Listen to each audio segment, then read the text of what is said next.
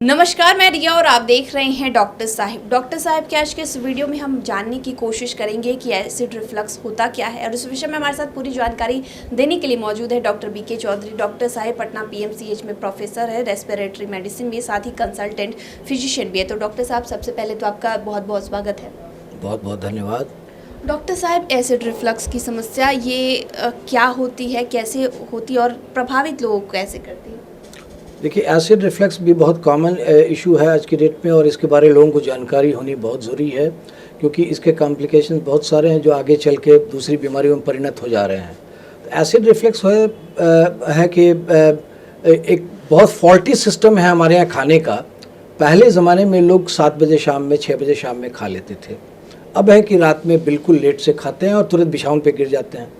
तो उससे क्या हो रहा है कि खाने की जो नली इसोफेगस है और जो स्टमक है उसके बीच में जो दीवार है उसमें बहुत सारे मसल्स होते हैं, वो कमज़ोर हो रहे हैं।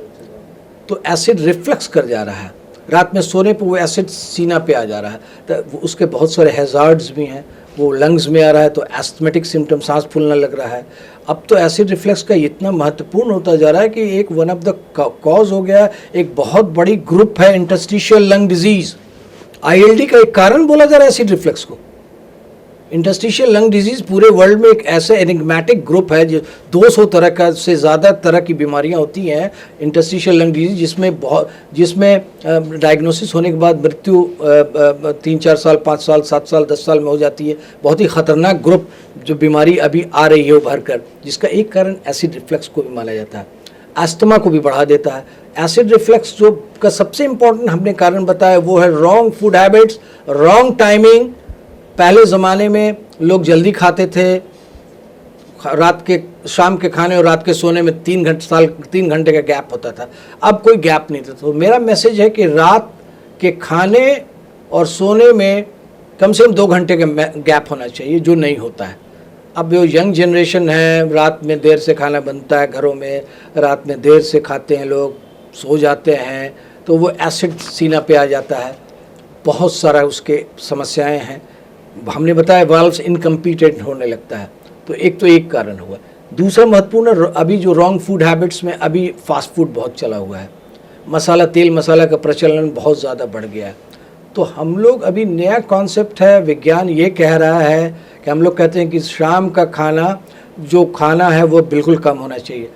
मॉर्निंग का breakfast should be like a king, दोपहर का lunch should be like a prince, and रात का खाना should be like a pauper और ए बेगर।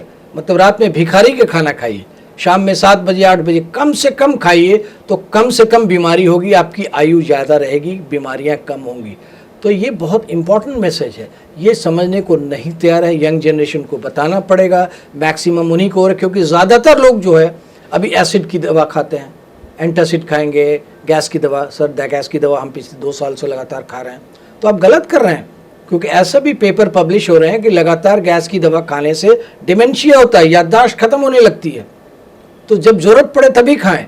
तो हम गैस होने ही नहीं दें, अपना सिस्टम बदल दें। हम शाम में जल्दी खाएं, कम खाएं, पहली बात। दूसरी बात, बिछावन का थोड़ा सिरहाना ऊंचा कर दें, ताकि सिर ऊंचा रहे, पैर थोड़ा नीचे हो जाए, तो एसिड रिफ्लक्स नहीं होगा, एसिड ऊपर चढ़ेगा नहीं। तीसरी बात, कई बार पेट में वर्म होता है, कृमि होती है, तो उसके लिए एंटी वर्म खा हमेशा 6 महीने पे एडल्ट्स को, यंगस्टर्स को, सभी को खिलाना चाहिए। ये बहुत ही महत्वपूर्ण है। एसिड रिफ्लक्स भी एक ऐसी चीज़ है जो प्रिवेंटेबल है, जिसको लोगों को जागरूक बनाया जा सकता है। तो इन लोगों को खाने का सिस्टम बदलना चाहिए। अगर किसी को हो रहा है और इलाज कराया जाए समय पर, तो ये ठीक हो सकता है?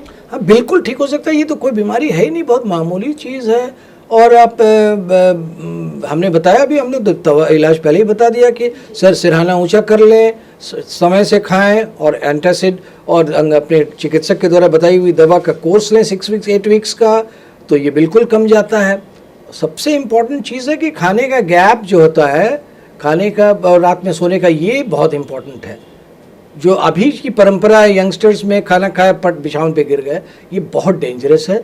इस आदत को सुधारना चाहिए। Acid reflux can be cured, can be treated, can be prevented. तो शुक्रिया डॉक्टर साहब, जो आपने बताया है एसिड रिफ्लक्स के बारे में, उसके लिए मैं बहुत बहुत शुक्रिया। धन्यवाद। तो आप डॉक्टर बीके चौधरी को सुन रहे थे, जिन्होंने पूरी जानकारी हमारे साथ साझा की है कि अगर रात को खाना खाने के बाद तुरंत ही बिछावन पे चले जाते हैं तो उससे किस तरीके से एसिड रिफ्लक्स की समस्या आपको हो सकती है। तो फिलहाल के लिए इतना ही। चैनल को सब्सक्राइब कर ले, फेसबुक पेज को लाइक कर ले, साथ ही डॉक्टर साहब से आपकी क्या सवाल है में कॉमेंट कर या मेल के माध्यम से भेज सकते हैं। वीडियो देखने के लिए आपका शुक्रिया।